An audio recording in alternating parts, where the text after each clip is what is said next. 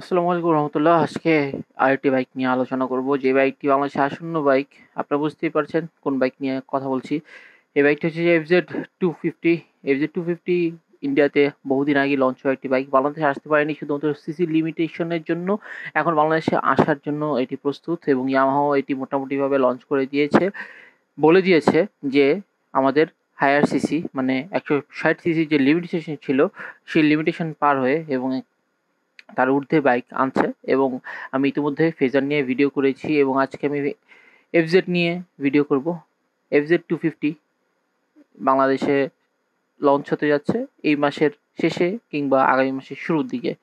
এই বাইকটিতে কী কী রয়েছে? এই বাইকটিতে রয়েছে 6 বক্সের গিয়ার, অয়েল কুলড ইঞ্জিন এবং দুটি ABS সিস্টেম। এই বাইকে যথেষ্ট পরিমাণে আপডেট করা হয়েছে। এই বাইকে রয়েছে 20 bhp পাওয়ার এবং 20 Nm টর্ক অলসো। এই বাইকে যথেষ্ট পরিমাণ পাওয়ার দেওয়া থাকলেও এই বাইকটিতে কত দাম হতে পারে, এই বাইকটির কত দাম হতে পারে সেই নিয়ে এখন পর্যন্ত ইয়ামাহা কোনো কিছু জানায়নি।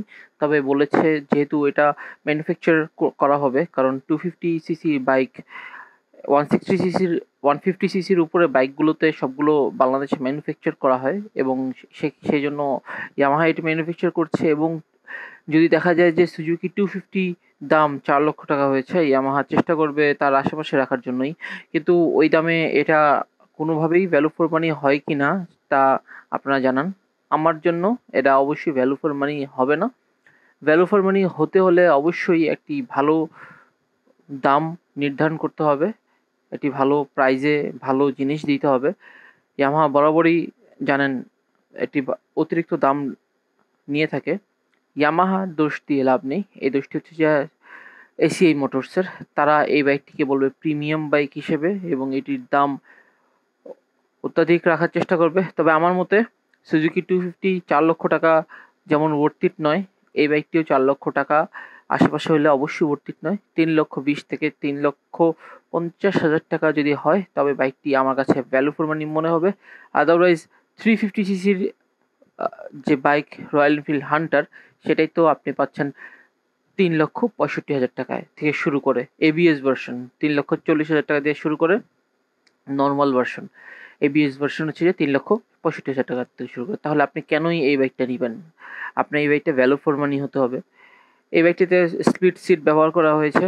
এই বাইকটিতে LED DRL থেকে শুরু করে মোটামুটি আপডেটেড সব কিছুই দেওয়া রয়েছে, কিন্তু এতে USD সাসপেনশন ব্যবহার করা নেই এবং TFT মিটার কনসোল নেই আমার ধারণা।